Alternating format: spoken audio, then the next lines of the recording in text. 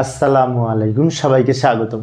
ICT বিষয়ের website related গুরুত্বপূর্ণ একটি প্রশ্ন, সেটি হচ্ছে ওয়েব ব্রাউজার কি।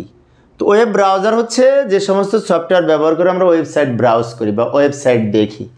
যেমন আমরা সংজ্ঞাটা এইভাবে লিখতে পারি, এই যে লক্ষ্য করি, যে সকল সফটওয়্যার ব্যবহার করে ওয়েবসাইট ব্রাউজ করা হয় বা ওয়েবসাইট দেখা হয়, ওয়েবসাইট প্রদর্শন করা হয়, তাকে ব্রাউজার সফটওয়্যার বলে। অর্থাৎ যে সকল সফটওয়্যার ব্যবহার করে ওয়েবসাইট ব্রাউজ করা হয় তাকে ব্রাউজার সফটওয়্যার বলে। যেমন বিভিন্ন ধরনের ব্রাউজার সফটওয়্যার আছে, মোজিলা ফায়ারফক্স, এই যে Google Chrome, Opera mini, internet explorer, তারপরে এই যে ইন্টারনেট এক্সপ্লোরারের আর এক নাম হচ্ছে IE। তবে আরেকটা কথা আছে, সেটা হচ্ছে ইন্টারনেট এক্সপ্লোরার সফটওয়্যারকে বিল্ট ইন সফটওয়্যার বলা হয়, কারণ এই ইন্টারনেট এক্সপ্লোরার সফটওয়্যারটি এই উইন্ডোজের সাথে, মাইক্রোসফট উইন্ডোজের সাথে বিল্ট ইন থাকে।